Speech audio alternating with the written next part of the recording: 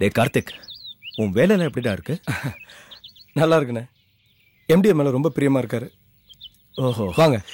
நீ ரொம்ப சின்சியரான ஆள்டா. உன்னை யாருக்காவது பிடிக்காம போகுமா? அண்ணே, அப்பாவுக்கு தான் உங்களை ரொம்ப பிடிக்குமே. அப்புறம் உங்கள் ஆஃபீஸ் எப்படி இருக்கு? ஏன் ஆஃபீஸா? நம்ம ஆஃபீஸ்னு சொல்லுடா. அண்ணே, நான் தான் அப்பாவுக்கு புள்ள இல்லைன்னு ஆயிடுச்சே. கோவத்தில் பேசுறதுக்கெல்லாம் அர்த்தம் பார்க்கக்கூடாது. போக போக அப்பா உன்னை ஏற்றுக்குவார். நீயே பாரு. அப்பா உங்களை ஆஃபீஸில் எப்படின்னு நடத்துகிறாரு? ஏண்டா அப்படி கேட்குற? சும்மா தான். அவர் யார் மேலேயோ கோவப்படணும்ல. இப்போ நீங்கள் தானே இருக்கீங்க, அதான். ஆமாம், வாஸ்தவம் தான். எல்லாமே இந்த ஷியாம் ஆஃபீஸ்க்கு வந்ததுலேருந்தே ஒரு சின்ன ஃப்ரிக்ஷன். ஏன்ன அவன் உங்களை டாமினேட் பண்ணுறானா? நோனோ, அவன் அப்பா கிட்ட நல்ல பேர் வாங்கணுங்கிறதுக்காக ரொம்ப உணர்ச்சி வசப்படுவான். அதான் அப்பா பற்றி தெரியுமே. எதுக்காக திட்டுறாரு, எதுக்காக புகழறாரு எதுவுமே தெரியாது. எல்லாரையும் திட்டும் போது அதில் 2 ஸ்ராய்ப்பு எனக்கும் வரும். That's all.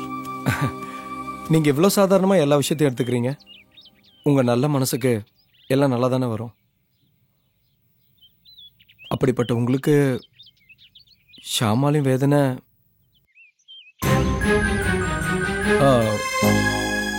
ஏண்டா நிறுத்திட்ட? சொல்லு, வேற யாரால வேதனை? இல்லைண்ணே, ஒன்றும் இல்லை. டங் ஸ்லிப் ஆயிடுச்சு. இல்ல, அந்த டங் ஸ்லிப்ல தான் நிறைய மேட்டர் இருக்கு. சொல்லு, வேற யாரால எனக்கு வேதனை? வேண்டாண்ணே, உங்களுக்கு இப்போ இருக்கிற வேதனையே போதும். நான் அதை தெரிஞ்சுக்கிட்டேன்னு நீங்கள் தெரிஞ்சுக்கிட்டா உங்களுக்கு வேதனை இன்னும் அதிகமாயிடும்ண்ணே.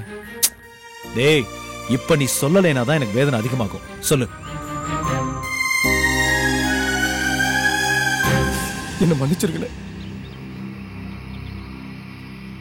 அண்ணி அம்மா ஆக முடியாதுன்ற கொடுமையான விஷயம் எனக்கு தெரிஞ்சிருச்சுன்னு.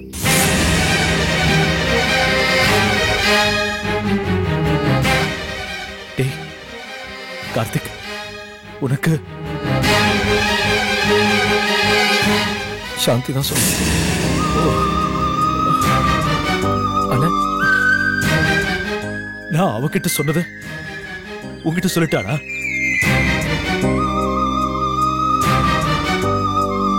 சாந்தியை தப்பா நினைக்காதீங்க. அவளால என்கிட்ட உண்மையை மறைக்க முடியாதுண்ணே. அது மட்டும் இல்ல, பெண்கள் கிட்ட ரகசியம் கையில் இருக்கிற மணல் மாதிரி தங்கவே தங்காது. டே கார்த்திக், உன்கிட்ட சொன்னதுக்காக நான் வருத்தப்படலடா. ஆனா இந்த விஷயம் அம்மாவுக்கு தெரிஞ்சு, அம்மா மூலமா அபிராமிக்கு தெரிஞ்சா அப்புறம் என்ன நடக்கும்னு என்னால யூகிக்க முடியலடா. டேய், உன் அன்னைக்கு இந்த விஷயம் தெரிஞ்சதுனா அப்புறம் அவ உயிரோட இருப்பாளானே சந்தேகமா இருக்குடா. சந்தேகமா இருக்கு. அண்ணா, சாந்திக்கு தெரியும். ஆனா அவ வேற யார்கிட்டயும் சொல்ல மாட்டானே. நீங்க காமிக்கிற டாக்டர் தவிர வேற யாராவது எக்ஸ்பர்ட் கைனகாலஜிஸ்ட் கிட்ட செகண்ட் ஒப்பீனியன் கேட்கலான்னு தான். சிட்டிலேயே பெஸ்ட் டாக்டர் இவங்க தான். மோரோவர் நம்ம ஃபேமிலி ஃப்ரெண்டு. ரியல் ஃபேக்டர் அபிராமிக்கு சொல்லாம இருப்பாங்க. வேற வெளி டாக்டர் கிட்ட போய் காமிச்சோன்னா அபிராமிக்கு உண்மை தெரிய வாய்ப்பு இருக்கு. அதனாலதான் நான் அவாய்ட் பண்றேன். என்ன, எவ்வளவு நாளைக்கு தான் இந்த விஷயத்த அன்னைக்கு தெரியாம மறைச்சு வைப்பீங்க? என்னைக்காவது அன்னைக்கு தெரிஞ்சிச்சுன்னா விஷயம் விபரீதமாயிடுமே. அந்த பயம் எனக்கும் இருக்குடா. பொண்டாட்டிக்கிட்ட உண்மையை சொல்லி ஆறுதல் சொல்ல முடியாத நிலைமை எனக்கு. என் நிலைமையை பாத்தியா கார்த்திக்? எல்லாமே இருந்தும் எதுவுமே எனக்கு இல்லை.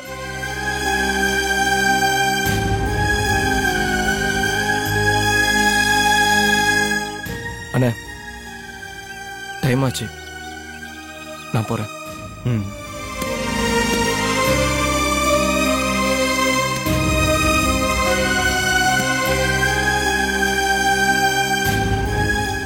அண்ணா, அண்ணிய பத்திரமா பாத்துக்குங்க.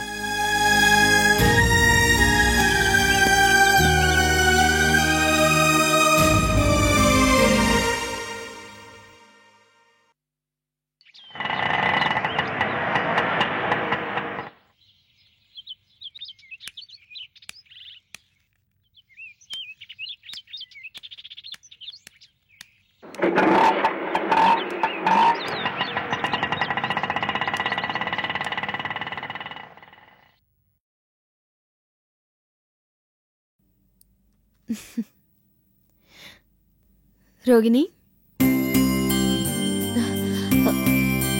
வாங்க வாங்க.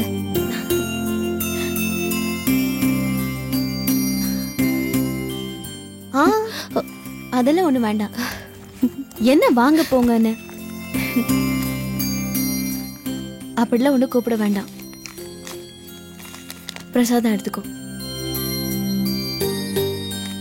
உன் பேர்ல அர்ச்சனை பண்ணிட்டு வந்தேன். இப்போ உடம்பு எப்படி இருக்கு? உங்க புண்ணியத்தினால ரொம்ப நல்லா இருக்கு. இந்த மாதிரி எல்லாம் பேசக்கூடாதுன்னு சொல்லியிருக்கேன்ல. அப்படி என்ன நான் பெருசா பண்ணிட்டேன்?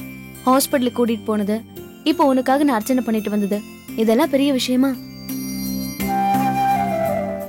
இங்க பாரு, நீ இப்ப தாய்மை அடைஞ்சிருக்க. உனக்கு கூட மாட ஹெல்ப் பண்றதுதான் நல்லது. இந்த இறக்க குணம்தான் உங்ககிட்ட எனக்கு பிடிச்சதே.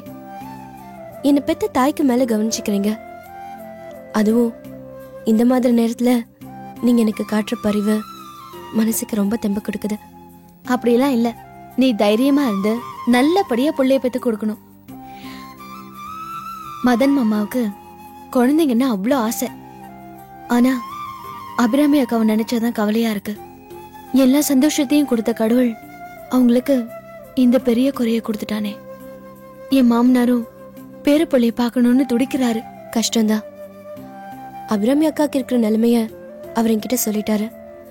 பாவம் அவரு இருக்கிற பிள்ளைய ஊரறியவும் சொல்ல முடியல, இல்லாத பிள்ளைக்காக ஏங்கவும் முடியல. அப்பா கிட்ட எப்படிதான் சமாளிக்க போறாரோ தெரியல.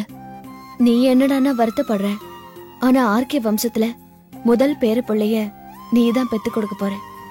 அதை நினைச்சு பெருமைப்படு, சந்தோஷப்படு.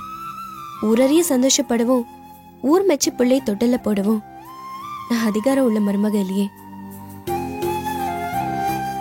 நான் சிரிச்சாலும் சத்தம் போட்டு சிரிக்க முடியாது, அழுதாலும் சத்தம் போட்டு அழ முடியாது.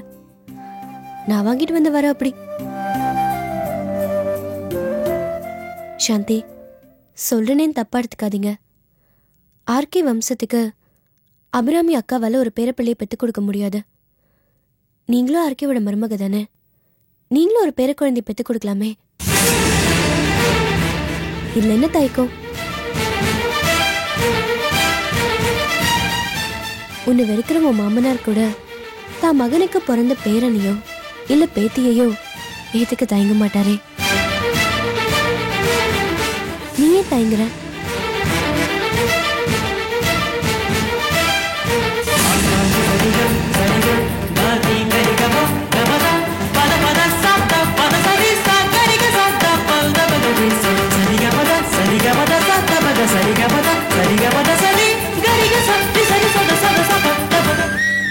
உன் குழந்தைய மாமா ஏத்துக்கிறதோ இல்ல நான் குழந்தை பெத்துக்கிறதோ எல்லா கடவுள் கிட்டதான் இருக்கு.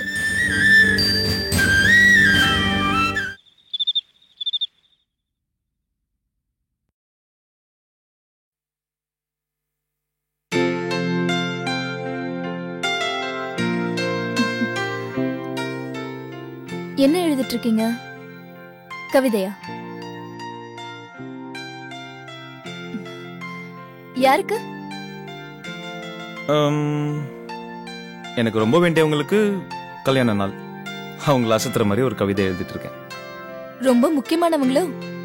யாரது? கண்டிப்பா உனக்கும் தெரிஞ்சவங்க தான். எனக்கு தெரிஞ்சவங்களா? ஐயோ, சஸ்பென்ஸ் வைக்காம யாருன்னு சொல்லுங்க. அவசியம் தெரியணுமா? எனக்கும் தெரிஞ்சவங்கன்னு சொல்றீங்க. தெரிஞ்சா நானும் பார்ட்டிசிபேட் பண்ணுவேன்ல. என்னங்க, என்கிட்ட சொல்லக்கூடாதா? சேச்சே, அப்படிலாம் ஒண்ணும் இல்ல. என்னோட ஆமா, அவங்களுக்கு தான் வெட்டிங் அனிவர்சரி. என்னங்க நீங்க? உங்க அப்பா அம்மா அத்தைக்கு மாமாக்குமா கல்யாண நாள்? என்னங்க நீங்க? நான் அதுல பங்கெடுத்துப்பேன்ல, நான் கேட்டதா நீங்க சொல்லணுமா? இல்ல அனிதா, நான் சொல்லியிருப்பேன். ஆனா நீ எந்த விஷயத்துக்கு சந்தோஷப்படுவ, எந்த விஷயத்துக்கு கோவப்படுவேன்னு இன்னைக்கு வரைக்கும் எனக்கு தெரியல.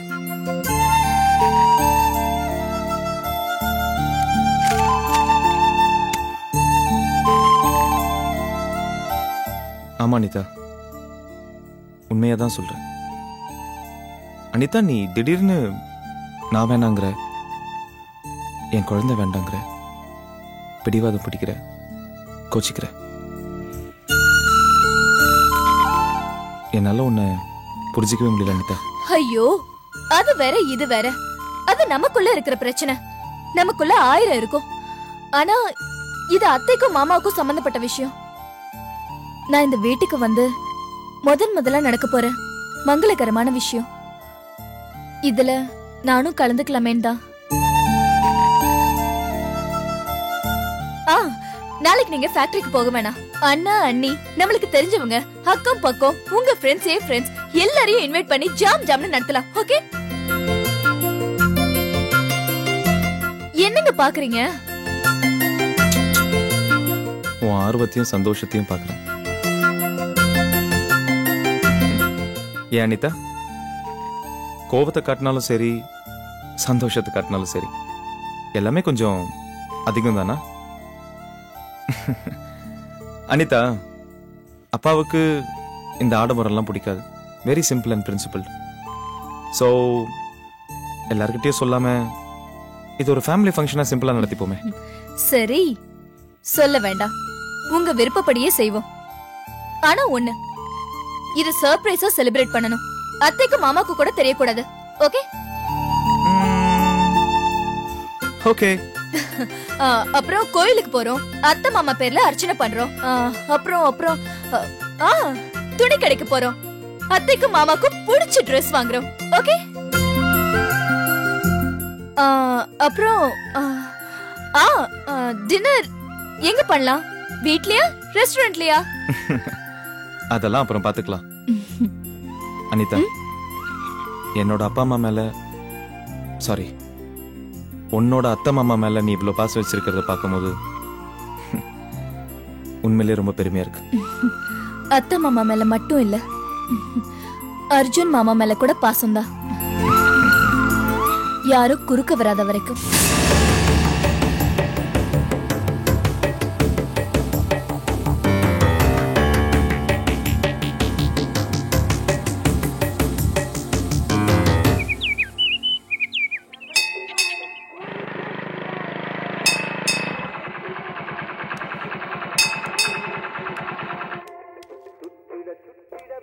ஆமா, எதுக்கு இன்னைக்கே கோயிலுக்கு? மாமா அத்தை பேர்ல நாளை காலையில பாலாபிஷேகமும் அர்ச்சனையும் பண்ணணும். அதுக்கு முன்னாடி பேர் கொடுக்கணும். அதனாலதான் கூட்டிட்டு வந்தேன். இத வீட்லயே சொல்லியிருந்தா மாமாவும் அத்தையும் வேணான்னு சொல்லிருப்பாங்க. அதனாலதான் சொல்லல. என்ன அப்படி பாக்குறீங்க? இல்ல, பொண்டாட்டி புத்திசாலியா இருந்தா புருஷன் பார்க்க கூடாதா? பாக்கலாம், ஆனா கோயில்ல இல்ல. வாங்க.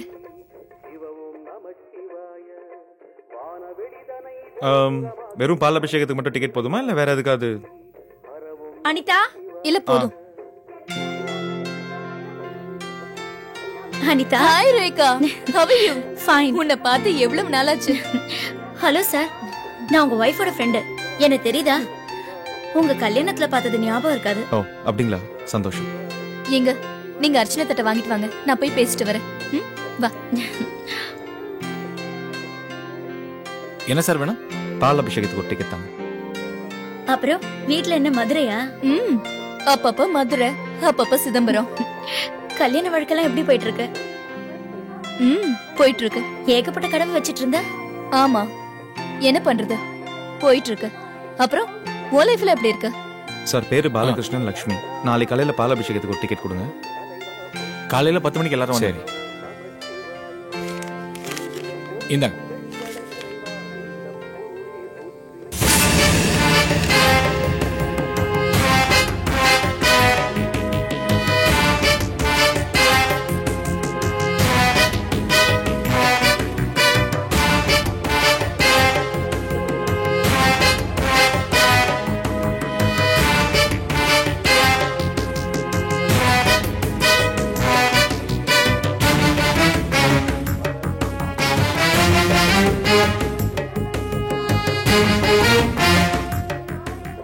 என்ன மாமா ஆபீஸ் போற நேரத்துல கோயிலுக்கு வந்திருக்கீங்க?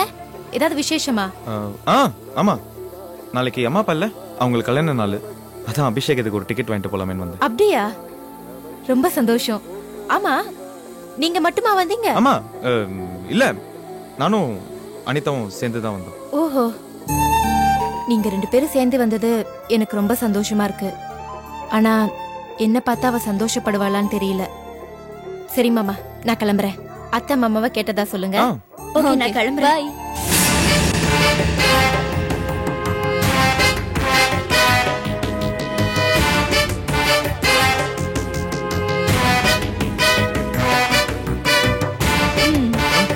என்ன அர்ச்சனை டிக்கெட் வாங்கிட்டீங்களா? இல்ல,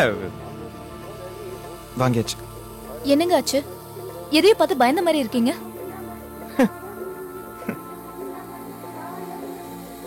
வாங்க.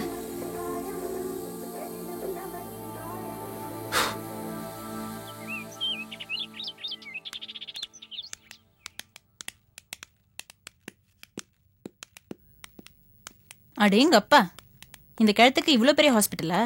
ஆமா, அந்த பணக்கார களத்துக்கு இந்த ஏழை களத்து மேல பாசம், அதான். அது சரி, இப்ப என்ன எதுக்கு இத பார்க்க கூட்டிட்டு வந்த? சும்மா கூட்டிட்டு வருவேனா? எல்லாம் காரணமாதான். வா. ஓகேவா? Okay doctor. எக்ஸ்கியூஸ் மீ, ஒரே ஒரு நிமிஷம் அவரை பார்த்துட்டு போயிடுறேன். இப்போ ராஜு எப்படி இருக்காரு? ரொம்ப சீரியஸா இருக்காரா? இல்ல சில பேஷண்ட்ஸ் இந்த மாதிரி கோமாக்கு போனாங்கன்னா ரிவைவ் ஆகிறது கஷ்டம்னு சொல்லுவாங்க. இவரும் இப்போ அந்த ஸ்டேஜ்ல தான் இருக்காரா? நீங்க என்ன கேள்வி கேக்குறீங்களா இல்ல எனக்கே சொல்றீங்களான்னு தெரியல. ஐயோ, அப்படியெல்லாம் ஒண்ணும் இல்ல டாக்டர். இவர் எங்க குடும்பத்துக்காக ரொம்ப உழைச்சிருக்காரு. இவர் சீக்கிரமா குணம் ஆகணும். எங்க ஃபேமிலில ஒருத்தர் மாதிரி தான் இவரும். எங்க வீட்ல எல்லா வேலையும் இவர் தான் பண்ணுவாரு. இவர் இல்லாம எங்க வீடே கலையழந்த மாதிரி இருக்கு. டாக்டர், எவ்வளவு செலவானாலும் பரவாயில்ல, ஆனா தயவு செய்து ராஜு அண்ணா காப்பாத்திருங்க. உங்க மாமனாரே எங்க சீஃப் டாக்டர் சொல்லிருக்காரு. we will try our level best. Thank you doctor.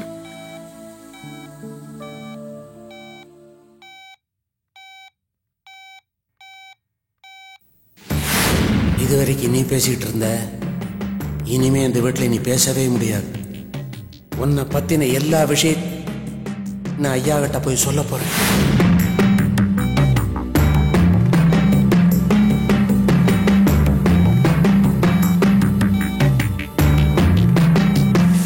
எப்படி எழுந்து வந்து காட்டி கொடுக்க போறியா? அது இந்த ஜென்மத்துல நடக்காது. ஏன் தெரியுமா? நீதான் எழுந்து வரப்போறதே இல்லையே.